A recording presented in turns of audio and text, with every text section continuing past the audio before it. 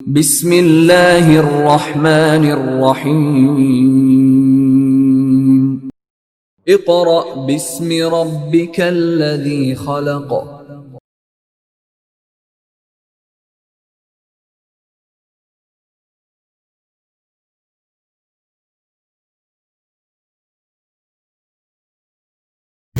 السلام علیکم ورحمۃ اللہ وبرکاتہ۔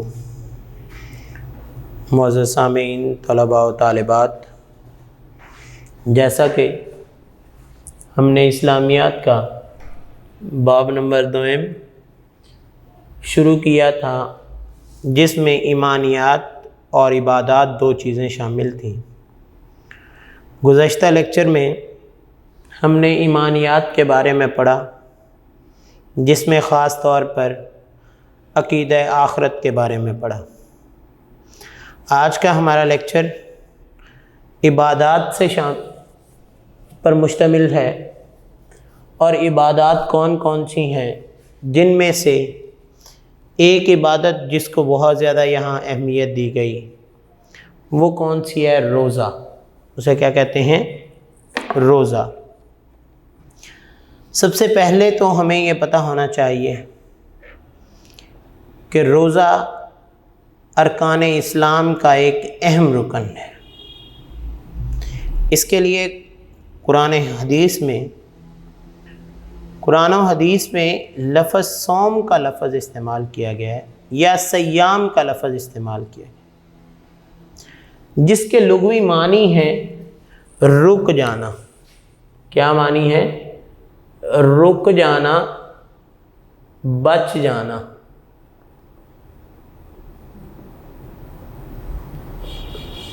یعنی جب انسان روزہ رکھتا ہے تو وہ بہت سے گناہوں سے بچ جاتا ہے، بہت سی غلطیاں کرنے سے رک جاتا ہے، غیبت کرنے سے اپنے آپ کو بچا لیتا ہے، جھوٹ بولنے سے وہ رک جاتا ہے، اور ان تمام چیزوں سے، یہ تو وہ چیزیں جو پہلے ہی حرام ہیں، وہ حلال چیزوں سے بھی رک جاتا ہے جس کا اللہ نے انہیں حکم دیا ہے۔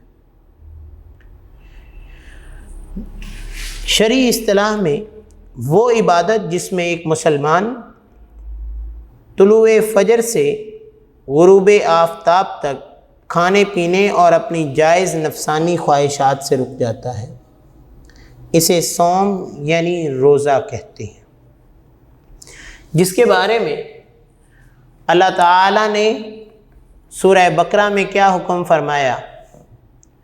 کتب علیکم الصیام کما کتب علی الذین من قبلکم لعلکم تتقون۔ کتب علیکم الصیام، تم پر روزے فرض کیے گئے، کما کتب علی الذین من قبلکم، جیسا کہ تم سے پہلی قوموں پر روزے فرض کیے گئے، لعلکم تتقون، تاکہ تم کیا کر لو؟ تقوی اختیار کر لو۔ تو روزے کا پہلا مقصد اللہ نے کیا بتایا؟ کہ روزے کا مقصد تقوی اختیار کرنا ہے۔ کیا کرنا ہے؟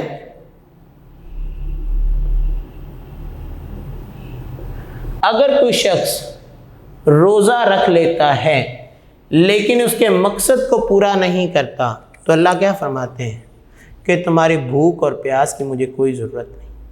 جو شخص تقوی اختیار نہیں کرتا وہ ایسے ہی ہے جیسے سارا دن اس نے صرف بھوک پیاس برداشت کیا اور اس کو کچھ بھی نہیں ملا۔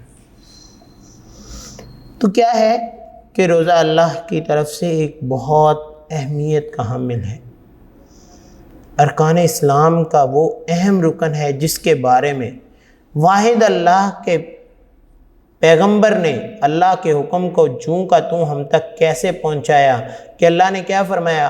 الصوم لی وانا اجزی بہ۔ اللہ نے کیا فرمایا؟ الصوم لی، روزہ میرے لیے ہے، وانا اجزی بہ، اور اس کا اجر بھی میں ہی دوں گا۔ اس سے مراد کیا ہے؟ کہ اللہ تعالیٰ نے انسان کو روزے کی جب نعمت سے نوازا تو باقی تمام نعمتوں کے مقابلے میں اس کی اہمیت کو واضح کر دیا کہ دیکھیں ایک انسان ہے جو اپنی جائز نفسانی خواہشات سے بھی رک جاتا ہے تو اللہ تعالیٰ پھر اس کا بدلہ تو دیتے ہیں۔ نماز ہے اس کا یہ ثواب ہے، زکوٰۃ ادا کرتا ہے اس کا یہ ثواب ہے، اللہ کے راستے میں صدقہ کرتا ہے اس کا یہ ثواب ہے، حج کرتا ہے اس کا یہ ثواب۔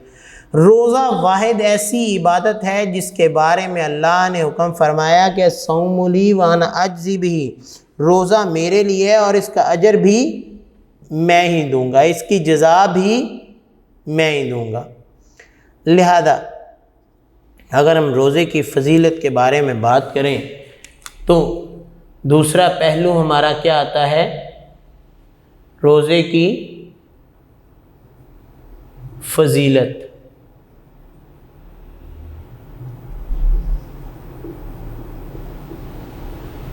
اب اس کی فضیلت کیا ہے؟ اسلامی عبادات میں روزے کے بہت سے فضائل بیان کیے جاتے ہیں۔ حضور اکرم صلی اللہ علیہ وآلہ وسلم نے اپنی حدیث مبارکہ میں فرمایا اذا دخل رمضان فتحت ابواب الجنہ وغلقت ابواب جہنم وسلسلت الشیاطین، کہ کیا ہے جب رمضان داخل ہوتا ہے، جب رمضان کا مہینہ شروع ہو جاتا ہے، فتحت ابواب الجنہ، جنت کے تمام دروازوں کو کھول دیا جاتا ہے، وغلقت ابواب جہنم، اور جہنم کے دروازے اللہ تعالیٰ سارے بند کر دیتے ہیں، وسلسلت الشیاطین، اور شیطانوں کو جکڑ دیا جاتا ہے، شیطان کو باندھ دیا جاتا ہے۔ رمضان کی سب سے بڑی فضیلت یہ ہے۔ اور دوسری بات کیا ہے کہ ہم اگر اس کی فضیلت کی بات کریں تو ابھی میں نے ذکر کیا کہ اللہ تعالیٰ نے کیا فرمایا کہ یہ روزہ ایسی عبادت ہے جو کہ ایک مسلمان صرف میرے لیے کرتا ہے، وہ چھپ کر کھانا چاہے تو کھا پی سکتا ہے، وہ کوئی گناہ کرنا چاہے تو میرے سوا اسے کوئی نہیں دیکھ رہا، تو جب وہ اپنے دل میں میری محبت کو رکھے ہوئے سارا دن بھوک پیاس گناہوں سے دوری اختیار کرتا ہے تو اللہ تعالیٰ کیا کہتے ہیں کہ اس کا اجر میں ہی دوں گا۔ ابن آدم جو نیک عمل کرتا ہے اس کا اجر اللہ کے ہاں 10 گنا سے لے کر 700 گنا ہے۔ اللہ تعالیٰ فرماتا ہے سوائے روزہ کے، کیونکہ وہ میرے لیے میں اس کا اجر دوں گا، باقی سب چیزوں کا اجر تمہیں 7 گنا سے لے کر 10 گنا سے لے کر 700 گنا تک دیا جائے گا، اس کا اجر میں نے آج تک بتایا ہی نہیں۔ اب یہ ہے کہ روزے دار کی، ایک بندہ جو روزہ دوسرے کو افطار کروا دیتا ہے تو اس نے بھی کیا کیا؟ اس نے اتنا ہی ثواب حاصل کیا جتنا ایک روزے دار کا ثواب ہے۔ حضور اکرم صلی اللہ علیہ وآلہ وسلم نے فرمایا جو شخص اس رمضان میں کسی روزہ دار کو روزہ افطار کرائے گا اس کے گناہوں کی معافی ہے، وہ خود کو جہنم سے بچا لے گا اور اسے روزے دار جتنا ہی ثواب ملے گا۔ یعنی ایک بندے نے پورا دن بھوک پیاس گناہوں سے معافی، اگر اس نے اپنے لیے کوئی گناہ کیا بھی ہے تو اس کو ثواب چاہے ملے نہ ملے، جس نے روزہ افطار کروایا یا روزہ رکھوا دیا اس کو اس کے برابر ثواب مل جائے گا، جبکہ اس روزہ دار کے اپنے ثواب میں کوئی کمی واقع نہیں ہوگی۔ روزہ اور دوسری عبادت میں ایک خاص فرق یہ بھی ہے کہ نماز زکوٰۃ حج کی ادائیگی لوگوں سے چھپ کر نہیں کی جا سکتی، لیکن روزہ ایسی عبادت ہے جس میں روزہ دار اللہ تعالیٰ کے سوا کسی کو کچھ معلوم ہی نہیں ہوتا۔ یعنی اگر کوئی کہیں اتفاق سے اس کو جانا پڑ جائے تو وہ اس کو کچھ کھانے کو پیش کر دے تو اس کو تو بتانا پڑ سکتا ہے کہ جی میں روزے سے ہوں، ورنہ اگر کوئی سارا دن وہ اپنی روٹین میں کام کرے اور اس روٹین ورک کے ساتھ ساتھ وہ روزہ رکھتا ہے نماز ادا کرتا ہے تو اس کا تعلق اس کے اللہ کے ساتھ ہے، وہ کسی انسان کے ساتھ اس کا کوئی تعلق نہیں۔ ہم نماز پڑھتے ہیں، ہمیں لوگ دیکھ رہے ہوتے ہیں کہ فلاں بندہ نماز پڑھ رہا ہے، کوئی بندہ حج کرنے جاتا ہے، لوگوں کو علم ہو جاتا ہے کہ اسی طرح کوئی زکوٰۃ دیتا ہے تو وہ کسی انسان کو ہی دے گا نا، تو وہ زکوٰۃ دیتا ہے تو وہ بھی لوگوں کو علم ہو جاتا ہے، لیکن روزے کا تعلق صرف اللہ کے ساتھ ہے، لہذا اللہ تعالیٰ جو ہے روزے دار کو اسی مطابق ہی ثواب دیں گے، جس میں روزہ ایک ایسی عبادت ہے کہ روزے دار اور اللہ کے سوا کسی کو کچھ پتہ نہیں ہوتا۔ روزہ دار چاہے تو چھپ کر کھا پی سکتا ہے، لیکن وہ صبر سے کام لیتا ہے، کیونکہ اس سے صرف ایک ہی تو چیز چاہیے ہوتی ہے، اللہ تعالیٰ سے اجر کی امید کہ اللہ تعالیٰ مجھے اس روزے کے بدلے میں ثواب عطا کر دے۔ اگر کوئی شخص روزہ اس لیے رکھتا ہے کہ اسے ثواب عطا کیا جائے گا، تو اس کے بارے میں پیغمبر نے کیا فرمایا ہے کہ من صام رمضان وقامہ ایمانا واحتسابا غفر لہ ما تقدم من ذنبہ، جس نے رمضان کی راتوں میں قیام کیا اور ایمان اور احتساب کی نیت سے روزے رکھے تو اس کے اللہ تعالیٰ پچھلے سارے گناہ معاف۔ اب یہ کیا ہے؟ یہ ایک روزہ دار کی اللہ تعالیٰ نے اہمیت بتائی ہے کہ جو روزہ رکھ لیتا ہے اور اس کے دل میں ایمان ہوتا ہے اور اس کی راتوں میں وہ کھڑے ہو کر قیام کرتا ہے، نوافل ادا کرتا ہے، اپنے رب سے تعلق جوڑتا ہے، اللہ تعالیٰ اس کے پچھلے سارے گناہ معاف۔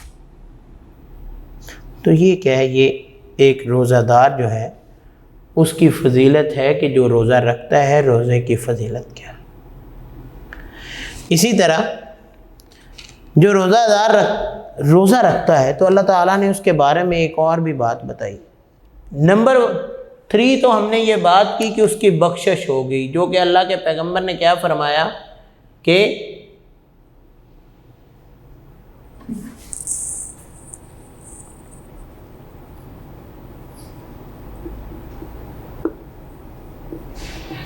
جس نے روزہ رکھا اس کی بخشش کے۔ نیکسٹ ہے کہ روزہ دار کے لیے 2 خوشیاں ہیں۔ کون سی خوشیاں ہیں؟ جو کہ اللہ کے پیغمبر نے حدیث فرما دی، وہ اس میں تو کوئی شک ہی نہیں ہے کہ آپ صلی اللہ علیہ وآلہ وسلم نے کیا فرمایا؟ آپ نے فرمایا للصائمی فرحتان فرحتہ عند افطارہ وفرحتہ عند لقاء ربہ۔ روزہ دار کے لیے 2 خوشیاں۔ کون کون سی خوشیاں ہیں؟ ایک، جب اس کے سامنے پورا دسترخوان لگا ہوتا ہے اور اس نے پورے دن کی بھوک پیاس برداشت کی ہوتی ہے، لمٹ سے زیادہ اس کو پیاس لگی ہے، رفتار ہونے سے 10 منٹ پہلے اس کے سامنے ٹھنڈے مشروب پڑے ہوں تو کیا اس کا دل نہیں کہے گا فوراً پی لو؟ لیکن وہ کس لیے رکا رہتا ہے؟ اپنے اللہ کی رضا کے لیے۔ اور جیسے ہی وہ روزہ افطار کرتا ہے تو وہ الحمدللہ اللہ کا شکر ادا کرتا ہے اور کہتا ہے کہ اللہ میری رگیں تر ہو گئیں، تیرا شکر ہے۔ تو اللہ کے پیغمبر نے فرمایا اس وقت جو اس کو خوشی ہوتی ہے، عند افطار ہی، افطار کے وقت ایک خوشی میسر ہوتی۔ اور دوسری خوشی، جب وہ اس دنیا کو چھوڑ جائے گا تو قیامت کے دن اپنے رب سے ملاقات کے وقت بھی وہ اس سے زیادہ خوش ہوگا اور اس کا دل چاہے گا کاش میں اور روزے رکھ لیتا۔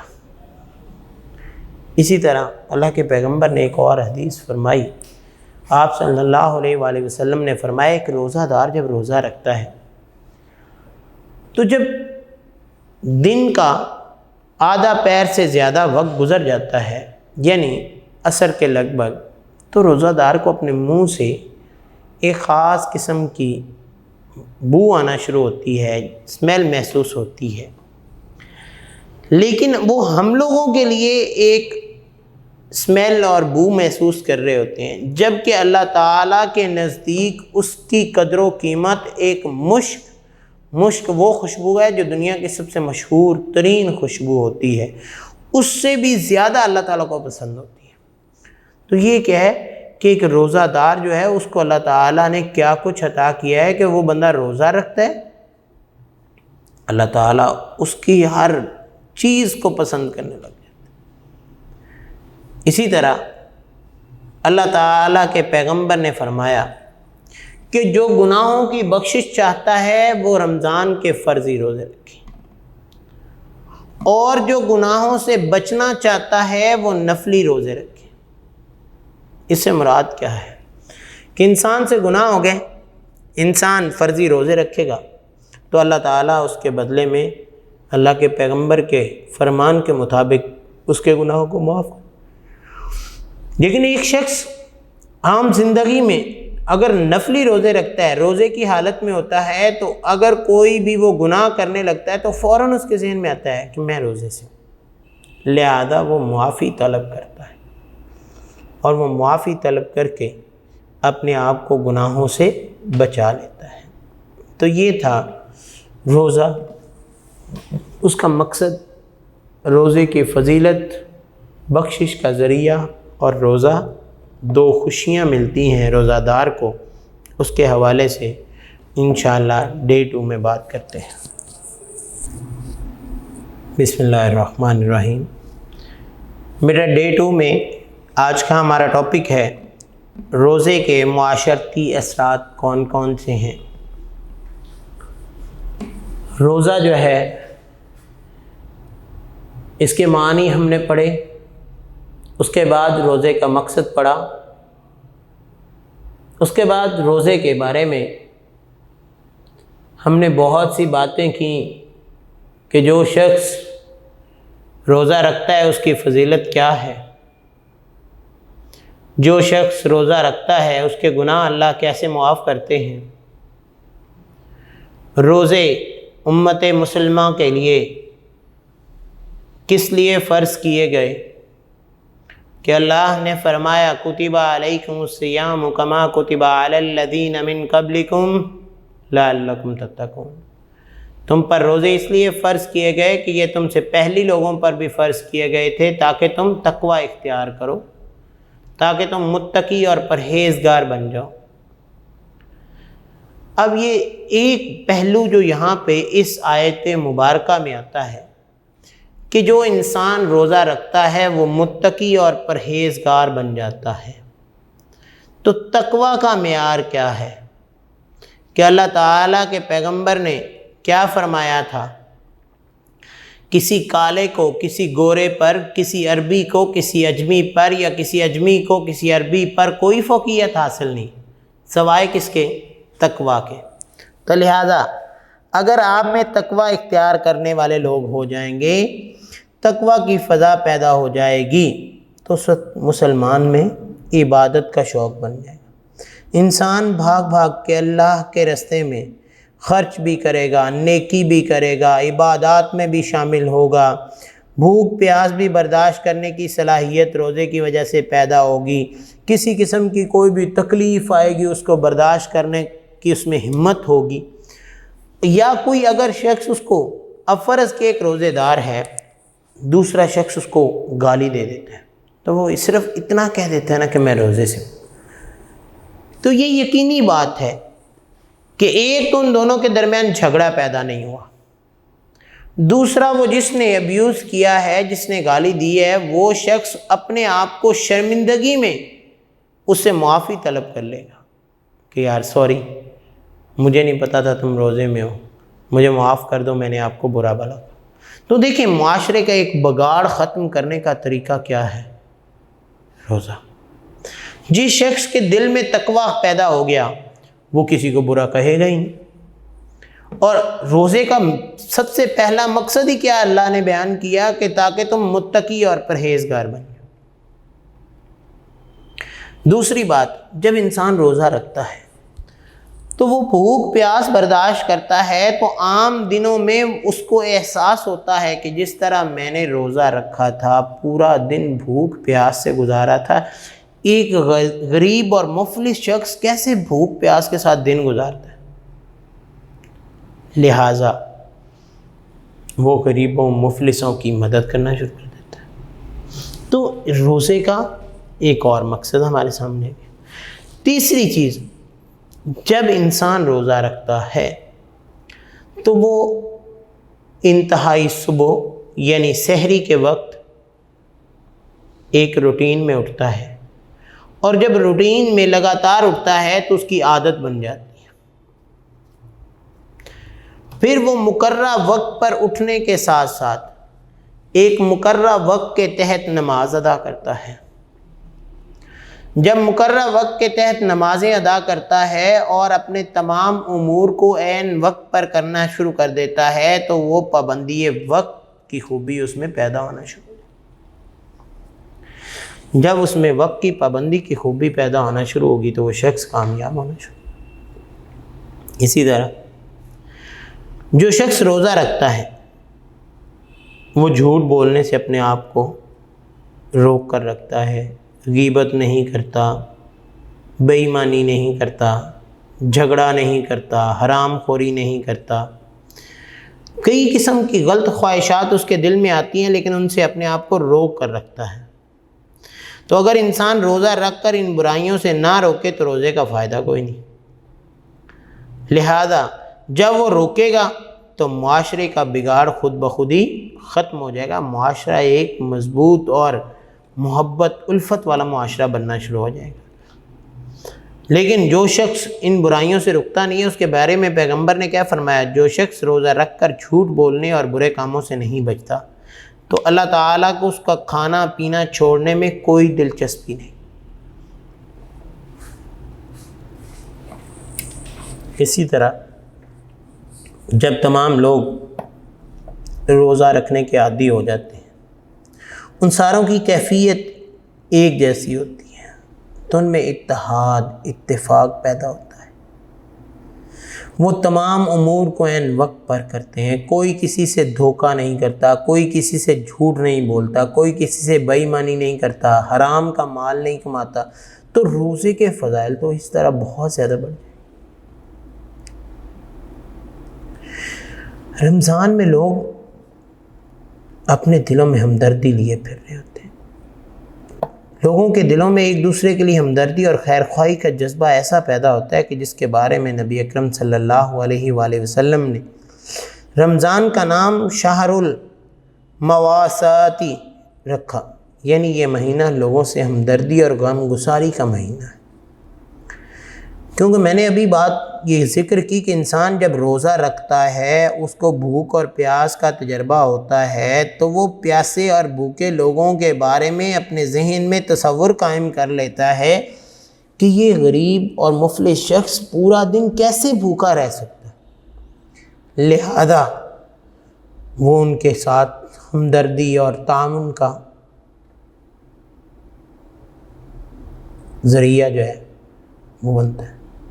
تو یہ شخص جو روزہ رکھتے ہیں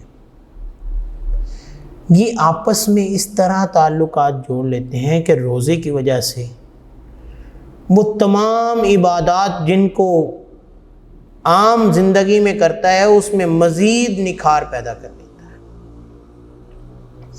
اب معاشرے میں رہتے ہوئے اس کا آخری میں اثر بتاؤں،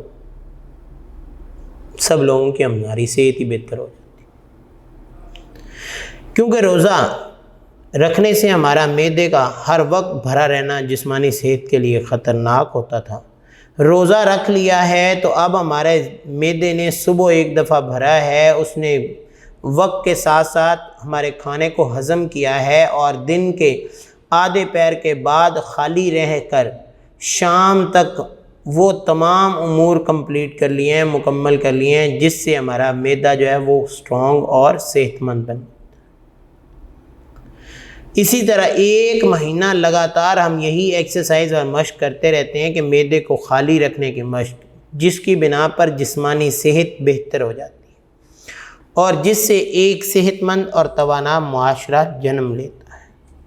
کیونکہ جب ہم یہ تمام امور کریں گے تو ہماری صحت بہتر ہوگی، تو ہم کسی کے ساتھ چڑچڑاپن نہیں آئے گا، کسی کے ساتھ ہم غصے میں نہیں آئیں گے، یعنی ان تمام چیزوں سے ہم اپنے آپ کو محفوظ رکھ لیں۔ اس کے بعد بیٹا مشق میں آپ کو تفصیلی سوال جو ہیں روزے کا مفہوم، روزے کے فضائل اور معاشرتی فوائد بیان کرنے کے 3 لانگ کویسچن دیے گئے ہیں۔ سب سے پہلے آپ کو روزے کا مفہوم بیان کیا کہ روزہ کیا ہے، روزہ ایک مسلمان کے لیے کتنی اہمیت کا حامل ہے، اور روزہ اپنی جائز اور نفسانی خواہشات سے رک جانے کا نام ہے۔ اللہ نے مسلمانوں پر روزے فرض کیے کیونکہ یہ اس سے پہلی امتوں پر بھی فرض تھے تاکہ مسلمان تقوی اختیار کریں۔ اس کے بعد اس کے فضائل کے بارے میں ذکر کیا گیا کہ اللہ کے پیغمبر نے روزے کے فضائل میں یہ بات بیان کی کہ جب رمضان شروع ہو جاتا ہے تو جنت کے دروازے جو ہیں وہ کھول دیے جاتے ہیں اور جہنم کے دروازوں کو بند کر دیا جاتا ہے اور شیاطین کو جکڑ دیا جاتا ہے۔ اس طرح اللہ نے فرمایا کہ اس کی فضیلت یہ ہے کہ روزہ میرے لیے اور اس کا اجر بھی میں خود ہی دوں گا۔ معاشرتی فوائد بھی ابھی ہم نے ذکر کیے کہ اس سے تقوی اور نیکی کی فضا پیدا ہوتی ہے، انسان بھوک پیاس برداشت کرنے لگ جاتا ہے، عین وقت کا پابند بن جاتا ہے، جھوٹ، ریاکاری، غیبت، حرام خوری سے بچ جاتا ہے، لوگوں کے ساتھ اس کی ہمدردی پیدا ہو جاتی ہے اور لوگوں کے ساتھ اس کا اتفاق اور اتحاد پیدا ہو جاتا ہے۔ اب اس کے بارے میں چند مختصر سوالات ہیں کہ روزے کے اصطلاحی معنی کیا ہیں۔ روزے کے لفظی معنی ہوتے ہیں رک جانا، اور اصطلاحی معنی ہے کہ طلوع فجر سے لے کر غروب آفتاب تک کھانے پینے اور اپنی جائز نفسانی خواہشات سے رک جانا روزہ کہلاتا ہے۔ آپ کے بیٹا بک کے پیج نمبر 10 پہ دوسری اور تیسری لائن میں اس کا جواب ہے۔ روزہ اور دوسری عبادات میں کیا فرق ہے؟ روزہ اور دوسری عبادات میں یہ فرق ہے کہ روزہ جو ہے وہ صرف اللہ کے لیے رکھا جاتا ہے اور اس کو کوئی دیکھ نہیں سکتا، جبکہ دوسری عبادات نماز، زکوٰۃ، صدقہ، خیرات کرتے ہوئے انسان کو تمام لوگ دیکھ رہے ہوتے ہیں۔ روزہ دار کے لیے کتنی خوشیاں ہیں؟ صفحہ نمبر 11 پر پہلی ہیڈنگ روزہ دار کے لیے 2 خوشیاں ہیں جس کے بارے میں اللہ کے پیغمبر نے فرمایا لِلصَّائِمِ فَرْحَتَانِ فَرْحَتُهُ عِنْدَ إِفْطَارِهِ وَفَرْحَةٌ عِنْدَ لِقَاءِ رَبِّهِ۔ روزہ دار کے لیے 2 خوشیاں ہیں، ایک اس کے افطار کے وقت اور دوسری اپنے رب سے ملاقات کے وقت۔ رمضان میں دوسرے لوگوں کے لیے کیا جذبہ بیدار ہوتا ہے؟ یہ بات تو ہم ذکر کر چکے ہیں کہ ہمدردی کا جذبہ پیدا ہوتا ہے۔ اور شہر المواسات کسے کہا جاتا ہے؟ رمضان کے مہینے کا دوسرا نام شہر المواسات اللہ کے پیغمبر نے رکھا کہ اس میں لوگوں کے ساتھ ہمدردی اور غم گساری پیدا ہوتی ہے۔ اس کے بعد بیٹا آپ کی خالی جگہ ہے، روزہ ارکان اسلام میں سے ایک اہم رکن ہے۔ خالی جگہ میں کیا لکھنا ہے؟ ایک اہم رکن ہے۔ روزہ گناہوں سے معافی کا اور بخشش کا ذریعہ ہے، معافی اور بخشش کا ذریعہ۔ روزے مسلمانوں پر کیا ہوئے؟ فرض کیے گئے ہیں، رمضان المبارک میں فرض کیے گئے۔ روزے مسلمانوں پر رمضان المبارک میں فرض کیے گئے۔ اس کے بعد آپ کے MCQs ہیں۔ روزے کے معنی میں نے شروع میں بیان کیا، رک جانا۔ کیا؟ رک جانا۔ اے ایمان والو تم پر روزے فرض کیے گئے۔ تیسرا رمضان، ماہ رمضان وہ ہے جس میں آسمانی کتاب نازل ہوئی، کون سی؟ قرآن مجید۔ روزے دار کے لیے کتنی خوشیاں ہیں؟ ہم نے حدیث مبارکہ میں پڑھا 2 خوشیاں ہیں۔ تو بیٹا آپ نے ایکسرسائز کے مطابق تمام سوالات کو اچھی طریقے سے پڑھنا ہے اور ان 2 days کا کام جو ہے وہ خوبصورتی سے کرنا ہے۔ انشاءاللہ 2 دنوں میں آپ کا یہ چیپٹر کمپلیٹ ہو جائے گا اور اس کے بعد پھر ہم اگلے اس کے دوسرے حصے کی طرف جائیں گے انشاءاللہ۔ اس کے بارے میں بھی ہم پڑھیں گے کہ عبادات میں پہلی چیز ہم نے روزہ پڑھی ہے اور عبادات میں دوسری چیز کیا ہے؟ نماز کے بارے میں تو ہم پڑھتے ہی رہتے ہیں، زکوٰۃ کے بارے میں بھی، تو دوسری عبادات کے بارے میں بھی ہم ذکر کریں گے انشاءاللہ۔ ملاقات ہوگی اگلے لیکچر میں۔ اللہ حافظ۔ اعوذ باللہ من الشیطان الرجیم، بسم اللہ الرحمن الرحیم۔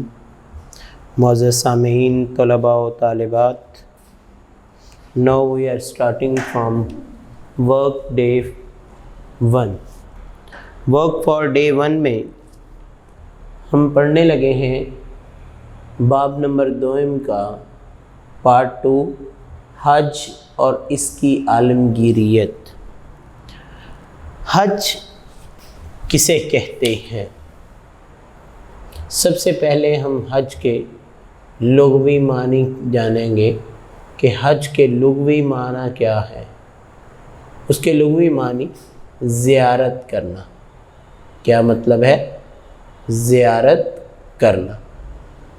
اب زیارت کرنا سے مراد کسی چیز کو دیکھنا، لیکن ایک مسلمان کے لیے جب ہم حج کا لفظ بولتے ہیں تو اس کا مطلب یہ سمجھا جاتا ہے کہ بیت اللہ شریف کی زیارت کرنا۔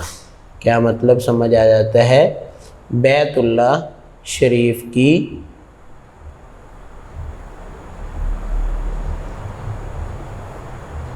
زیارت کرنا،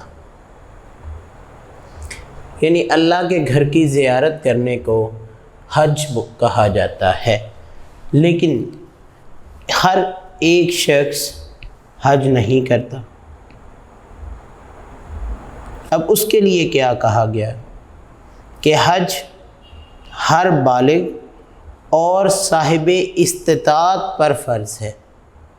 جس کے پاس اتنی استطاعت نہیں ہے کہ وہ حج کا سامان خرید سکے، حج کے لیے خرچ کر سکے، تو اس پر حج فرض نہیں ہے۔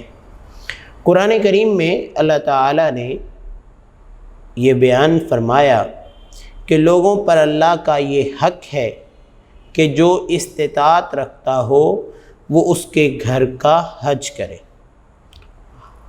اور جس نے کفر اور نافرمانی کی روش اختیار کی تو اللہ سب اہل عالم سے بے نیاز ہے۔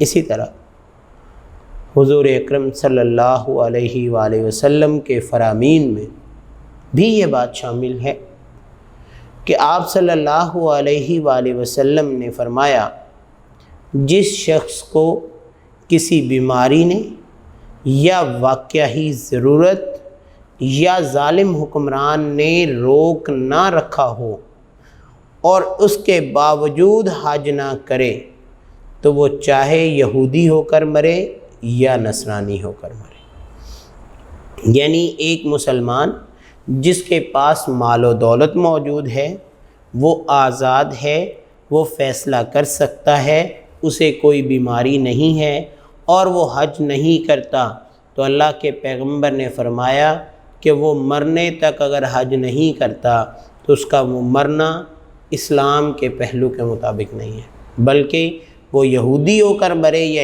نصرانی ہو کر، اس سے آپ صلی اللہ علیہ وآلہ وسلم کو کوئی سروکار نہیں ہے۔ اب یہ اسلام کا کون سا رکن ہے؟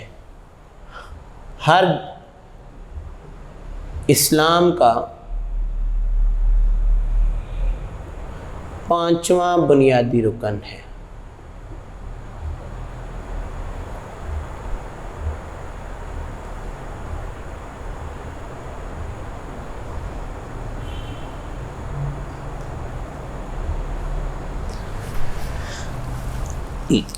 پہلا رکن کلمہ طیبہ، یعنی اللہ پر یقین رکھنا، رسول پر، نماز، روزہ، زکوٰۃ، اور 5واں کیا ہے؟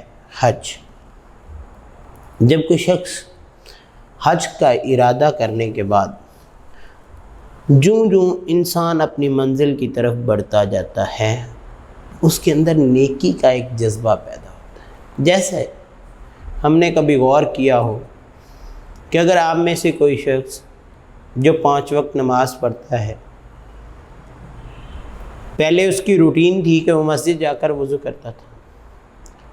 جب قاری صاحب نے اتنا الفاظ بیان کر دیے کہ اگر کوئی شخص گھر سے وضو کر کے مسجد کی طرف نکلتا ہے تو جتنے قدم وہ نکلتا ہے اللہ تعالیٰ اس کے ہر قدم کے بدلے اس کو نیکیاں عطا فرماتا ہے.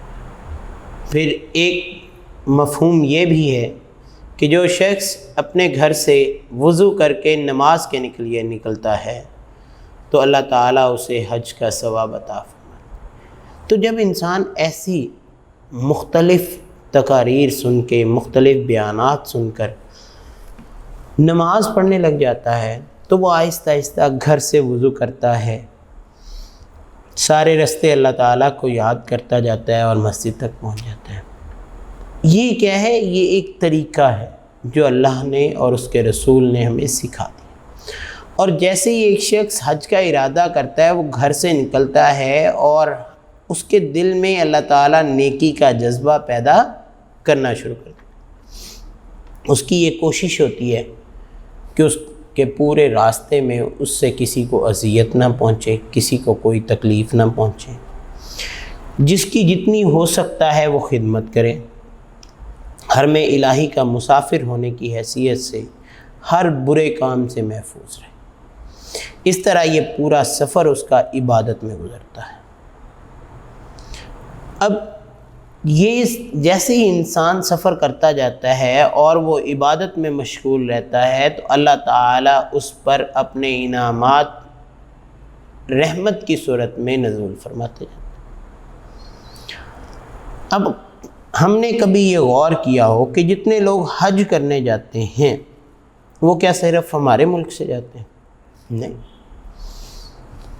پوری دنیا کے، چائنا سے، انڈیا سے، پاکستان سے، بنگلہ دیش، دنیا میں جس خطے پر مسلمان موجود ہیں وہ خطے کے لوگ اللہ کے گھر حج کرنے آتے ہیں.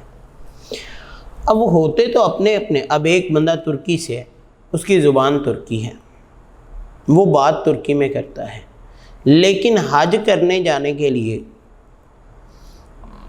کیا وہ ترکی زبان استعمال کرتا ہے؟ پنجاب میں رہنے والا، پاکستان کا باسی پنجابی بولتا ہے، لیکن حج کرنے کے لیے جب جاتا ہے تو تب اس کی زبان وہی ہوتی ہے جو اس کے رب نے اس کو زبان دی. یعنی ان تمام مختلف لوگیں، اب وہ مختلف لوگ نہیں، صرف آپ خطے کے لحاظ سے دیکھیں کہ لوگوں کی شکلوں میں بھی فرق ہے. کوئی حبشی ہے، کوئی جناب گورا ہے، کوئی کالا ہے، کوئی انگریز ہے، کوئی جناب اجمی ہے، کوئی عربی ہے.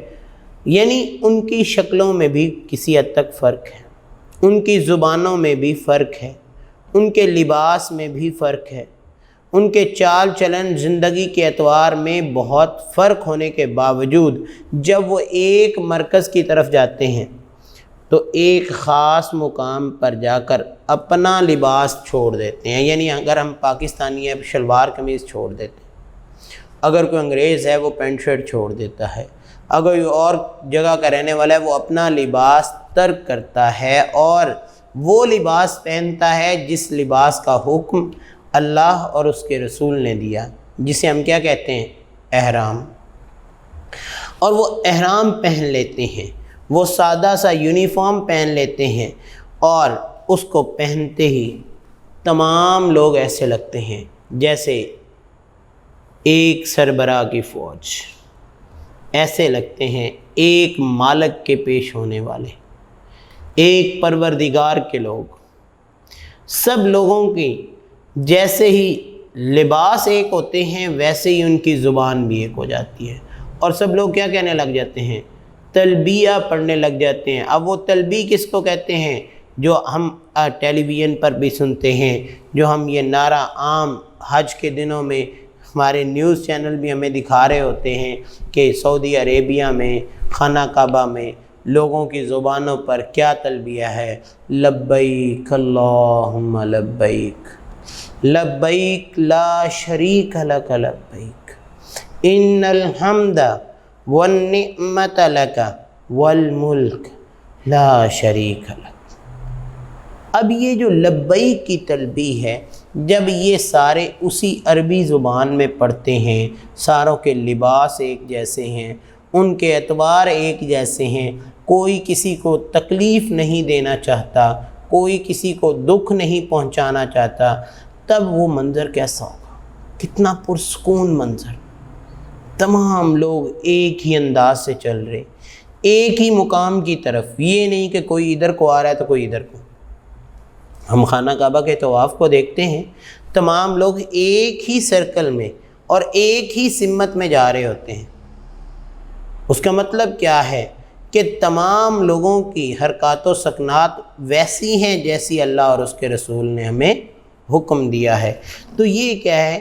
یہ حج کا بنیادی جو مقصد ہے وہ اللہ تعالیٰ اپنے طریقے سے پورا کرواتے ہیں، یعنی ان تمام لوگوں کا ایک ہو جانا، تمام لوگوں کے ذہن ایک ہو جانا کہ ہر وقت کسی کی خدمت کرنی، یہی سوچنا کہ حرم الہی کی طرف جا کر کسی قسم کا ہم سے کوئی گناہ نہ ہو جائے، ہر ایک یہی سوچتا ہے کسی کو مجھ سے کوئی تکلیف نہ مل جائے، ہر ایک یہی سوچتا ہے کہ میں بس اللہ کے گھر کی زیارت کرنے جا رہا ہوں، اور میری دنیا کی تمام خواہشات سے سب سے بڑی خواہش کیا ہے؟ وہ اللہ کے گھر کی زیارت۔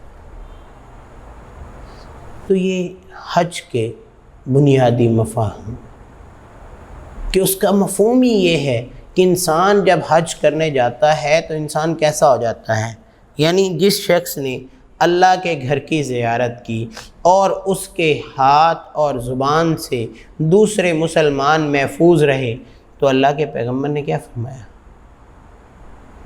کہ وہ شخص جس کا حج قبول ہو گیا وہ ایسے ہی ہے جیسے آج اس دنیا میں پیدا ہوا ہے، اس کے سر کسی قسم کا کوئی گناہ باقی رہ ہی نہیں گیا۔ تو اللہ کے گھر کے حج کا اتنا بڑا ثواب ہے۔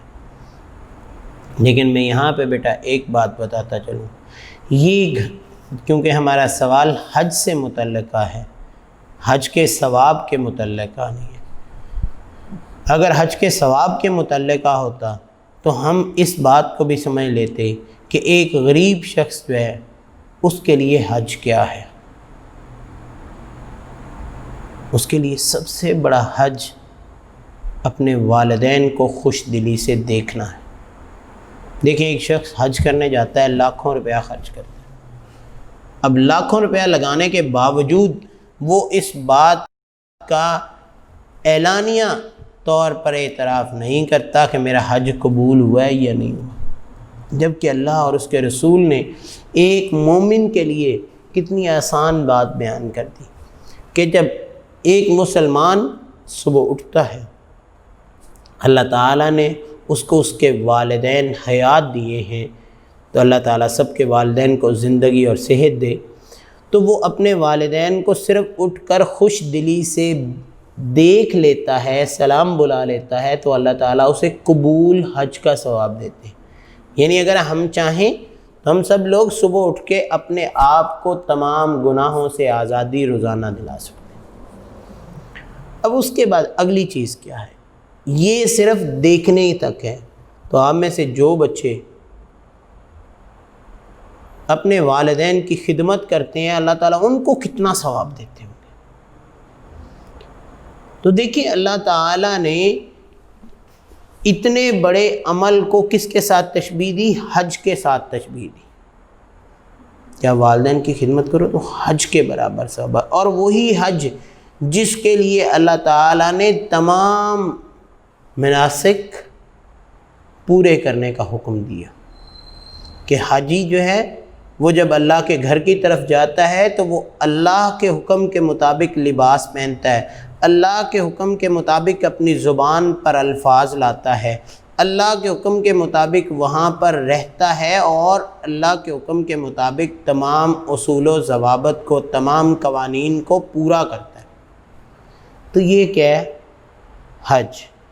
تو یہ ہمارے پہلے سوال میں یہی بات کہا گیا کہ حج سے کیا مراد ہے، حج اسلام میں حج کو کیا حیثیت حاصل ہے۔ تو اس چیز کو ہم نے اچھے انداز سے دیکھا کہ اس کے لغوی معنی بھی ہم نے پڑھ لیے، یہ بھی پڑھ لیا کہ اس کا بامحاورہ معنی جس کو ہم اصطلاحی معنی کہتے ہیں وہ کیا ہے، پھر اللہ نے اس کے بارے میں کیا حکم دیا، اللہ کے رسول نے اس کے بارے میں کیا حکم دیا۔ اسلام ہمارے جو عبادات کے اراکین بتاتا ہے ان میں حج کا 5واں نمبر ہے۔ اسی طرح جو شخص اللہ کے گھر کا حج کرتا ہے تو اس کے ذہن میں جو تصور پیدا ہوتا ہے وہ ہم سب یہاں محسوس کر سکتے ہیں کہ وہاں پہ لوگوں کی کیا صورتحال ہوتی ہے۔ یہ تھا ہمارا ڈے 1 کا کام۔ انشاءاللہ ہم اس کو اچھے انداز سے پڑھیں، اور بیٹا آپ اس کو اگر اچھے انداز سے پڑھنے کے بعد تھوڑا سا غور کریں گے تو امید ہے کہ آپ کو پورا یاد ہو جائے گا۔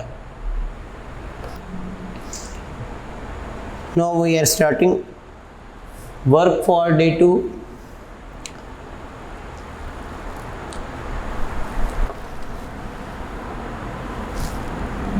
مکہ مکرمہ اور بیت اللہ شریف پہنچنے کے بعد ملت اسلامیہ کی وحدت کے کیا مناظر دکھائی دیتے ہیں، یعنی ملی وحدت سے کیا مراد ہے۔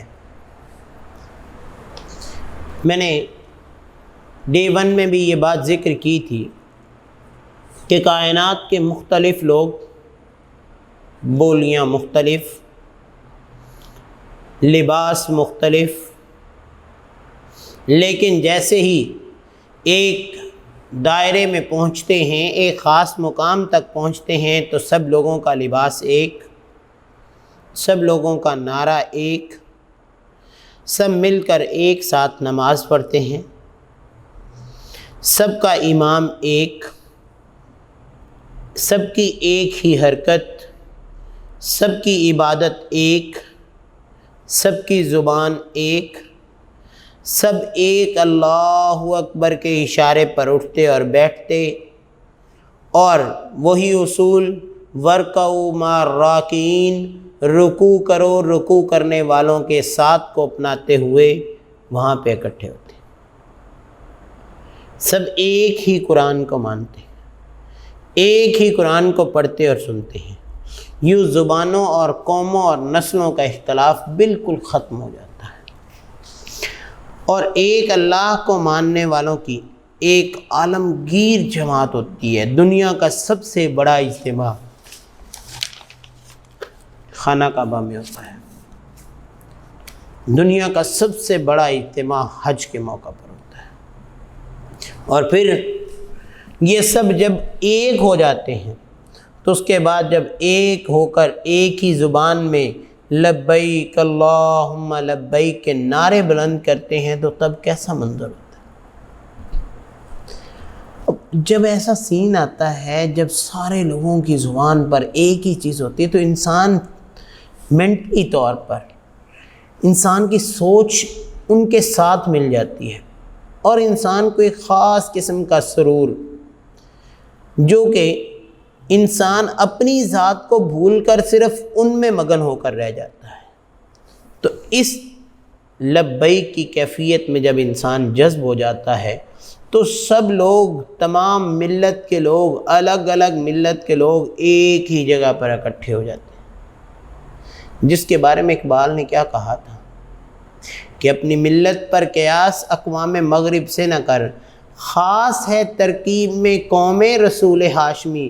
اللہ کے رسول کی قوم جو ہے اس کا منظر ایک ہے، اس کی وحدت ایک ہے، وہ سارے ملے ہوئے ہیں، سارے ایک ہی جیسے ہیں، جیسے ہی اللہ کا حکم آتا ہے وہ اس کے مطابق اپنے آپ کو ڈھال لیتے ہیں۔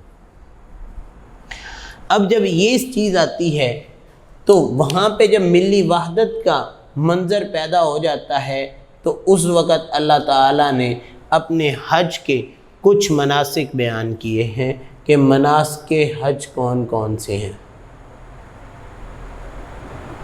جب انسان حج کرنے جاتا ہے تو وہاں جا کر اس نے کون کون سے عوامل کرنے ہیں، کون کون سے عمل کرنے ہیں۔ سب سے پہلے مینا میں کیمپ لگانا۔ جب مینا میں کیمپ لگایا جاتا ہے تو پھر وہاں سے سب جو ہیں وہ عرفات کی طرف کوچ کر جاتے ہیں۔ اب میدان عرفات کی طرف کوچ کرنے کے بعد وہاں امام صاحب کا خطبہ سننا، جسے خطبہ حج کہتے ہیں۔ اس کے بعد کیونکہ وہ دورانیہ ایسا ہوتا ہے، اس عرفات کے مقام پر ظہر اور عصر کی نمازیں جو ہیں وہ اکٹھی پڑھی جاتی ہیں، یا ساتھ ساتھ، یعنی ظہر کی نماز پڑھی فوراً ہی عصر کی نماز، وقت ایسا ہوتا ہے۔ پھر سب لوگ رات کو مزدلفہ میں چھاؤنی ڈالنا۔ اب جب مزدلفہ میں پہنچتے ہیں تو وہاں پہ کچھ قیام کرنے کے دوران وہ وقت ایسا آ جاتا ہے کہ مغرب اور عشاء کی نماز اکٹھی پڑھی جاتی ہے۔ اس کے بعد سب منا کی طرف پلٹ جاتے ہیں اور وہاں جا کر وہ رمی کرتے ہیں۔ رمی کس کو کہتے ہیں؟ جمرات پر کنکریاں مارنا۔ جمرات سے مراد کیا ہے؟ جس کو ہم عام زبان میں کہتے ہیں شیطان کو کنکریاں مارنا۔ پھر سب لوگ قربانیاں کرتے ہیں، پھر سارے، اب کیونکہ وہاں پہ منظر ایسا ہوتا ہے کہ سب کا ایک ساتھ کعبے کی طرف پلٹنا اور طواف زیارت کرنا، سب کا ایک ہی مرکز کے گرد نماز پڑھنا، یہ سب اعمال وہ کیفیت پیدا کرتے ہیں جس کی مثال پوری دنیا میں کسی مذہب کے کسی بھی ایک عمل میں نہیں ملتی سوائے اسلام کے۔ کیونکہ اسلام نے جو قوانین اور جو اصول و ضوابط قائم کیے ہیں، ایک مسلمان جب حج کرنے جاتا ہے تو ان تمام اصولوں اور ضوابط کو اپناتے ہوئے وہ تمام عوامل کرتا ہے، کیونکہ وہ یہ سمجھتا ہے کہ اس میں ایک عمل بھی نہ ہوا، ایک عمل میں بھی کمی واقع ہو گئی تو میرا یہاں اللہ کے گھر کا حج کرنا کہیں قبول ہونے سے پیچھے نہ رہے۔ تو وہ اسی صورت میں ان تمام عوامل پر عمل پیرا ہوتا ہے جس صورت میں اللہ اور اس کے رسول نے حکم دیا ہے۔ اس کے بعد حج ایک عظیم نعمت ہے۔ کیسی عظیم نعمت ہے؟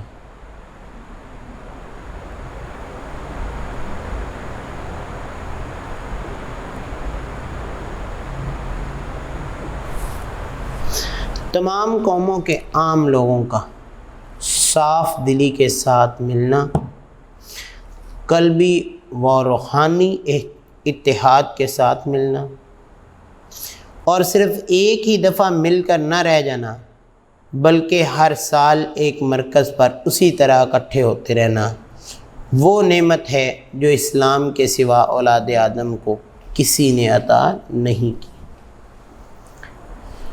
یعنی ایک شخص اگر پاکستان سے حج کرنے گیا ہے، ایک بنگلہ دیش سے گیا ہے، دونوں کے درمیان ملاقات ہوئی، دونوں کے درمیان خیالات کا تبادلہ ہوا، اگلے سال وہ پھر دونوں اسی مقام پر حج کرنے جاتے ہیں، ان کے درمیان ملاقات ہوتی ہے، اس نے اس کا گھر نہیں دیکھا، اس نے اس کا ملک نہیں دیکھا، وہ اس کے ملک کبھی گیا نہیں، لیکن جب وہ اللہ کے گھر میں بیٹھ کر اس سے ملاقات کرتا ہے تو اس کو اتنی ہی تسکین ملتی ہے جتنی اس کو اپنے گھر میں بیٹھ کر بھی نہیں مل سکتی۔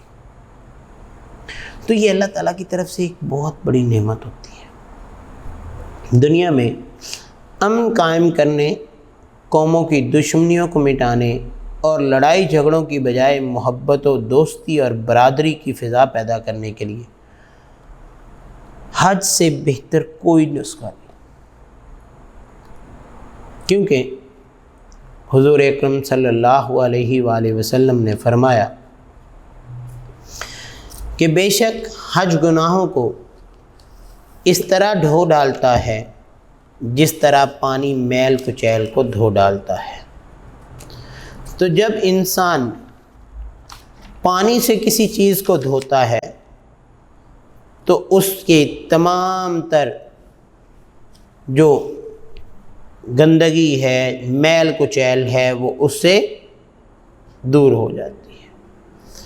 تو اسی طرح جب ایک انسان حج کرتا ہے تو اس کے بارے میں یہ کہا جاتا ہے کہ اللہ تعالیٰ اس کے پچھلے تمام گناہ معاف کر دیتا ہے، کیونکہ اللہ کے پیغمبر نے بھی یہ بات فرمائی تھی، من حج البیت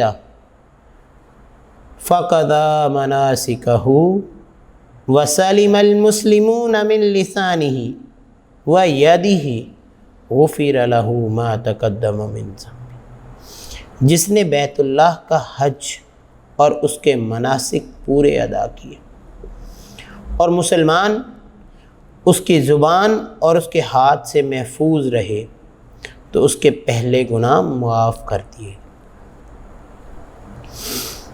یعنی اس موقع پر کسی بھی مسلمان کو یہ چاہیے کہ وہ دوسرے مسلمان کی نہ تو دل آزاری کرے، نہ اس کو کوئی تکلیف دے، بلکہ جو حج کا اہتمام کیا جائے اس کے نتیجے میں اللہ تعالیٰ سے یہ امید رکھے کہ وہ اس کے پچھلے تمام صغیرہ و کبیرہ گناہ معاف کر دے۔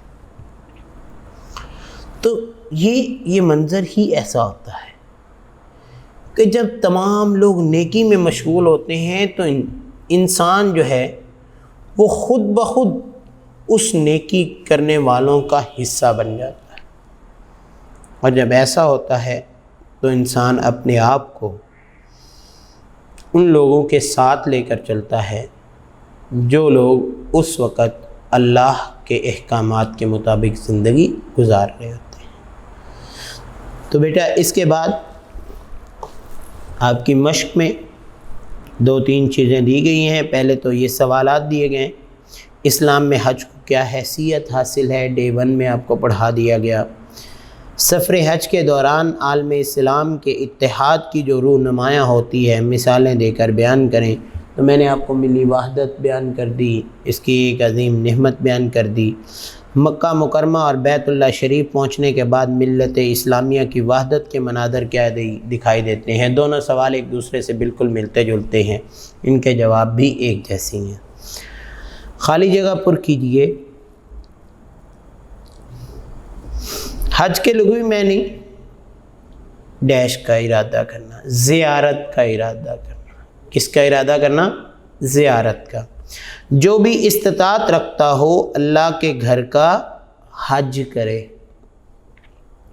حج کا احرام باندھنے کی مقررہ جگہ کو ڈیش کہتے ہیں، تو جہاں سے تمام لوگ جو ہیں وہ احرام باندھتے ہیں اس کو کیا کہتے ہیں؟ میقات کہتے ہیں۔ کیا کہتے ہیں؟ میقات۔ حج کا احرام باندھنے کی مقررہ جگہ کو کیا کہتے ہیں؟ میقات۔